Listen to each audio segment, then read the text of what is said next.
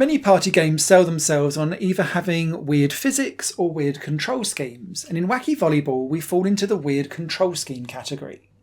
You play in one-on-one volleyball matches as a character that looks like it's been stolen from the Terrance and Phillip series on South Park. It's like a little action figure that you can take a little mini hop backwards and forwards on, and then when you press a button for action, the arms swing up into the air, and depending on where the ball is on the screen and if you hit it, that depends on what action is taken. Because your character is so wooden and imprecise, it means that you can never truly get a really good hold on exactly how to smack the ball on the other side of the court and hopefully score some points. And that therein lies its uniqueness, but also its frustration, because this is a game that feels like it wants to give more precision than it actually can, and I kept on falling into some very specific traps of its gameplay that frustrated the hell out of me.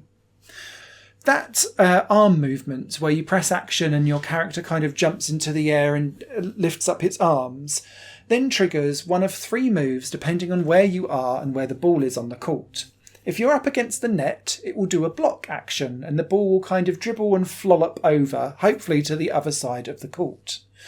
If you touch the ball and it's kind of below the top of the net, it will do a lob and it will kind of hop it up over and it will slowly drift over, hopefully to the other side of the court.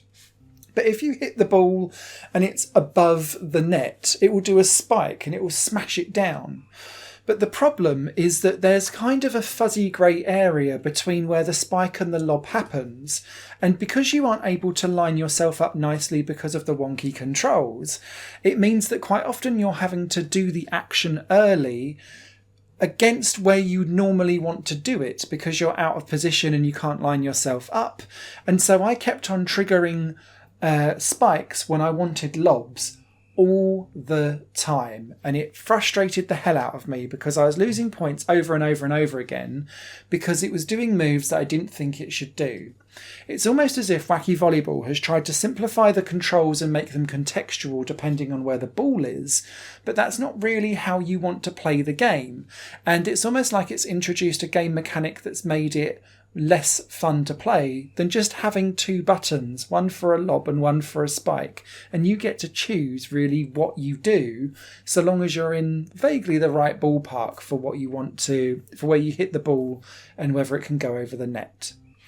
The one best thing about Wacky Volleyball is that it comes with loads of power-ups though, and these can be trampolines that mean that if the ball hits the floor it will bounce back up and it doesn't count. One turns the ball into flames so that it then goes at a much faster speed. Another power-up puts an electrode at the other side of the court, and so will periodically zap and electrocute your player and stun them for a couple of seconds, enabling you to quickly try and get a ball over and hopefully score a point. That's really where the fun ends though, and I quite like the idea behind Wacky Volleyball, but the control scheme and the contextual way how your moveset takes over depending on where you hit the ball is really frustrating because it takes away and removes a lot of the player skill and tactics of what a good volleyball game provides, and so it kind of didn't hit for me, this game, at all. It might be fun for others, particularly if you enjoy wacky physics or wacky control style games. For me, I tapped out. And I had far more fun playing Volley Pals that came out, I think that was last year, which provides far more precision and a lot more chaos actually as well, and felt much more satisfying to play. Higher Plane Games is part of the Higher Plane Network, a completely independent media outlet supported by people like you.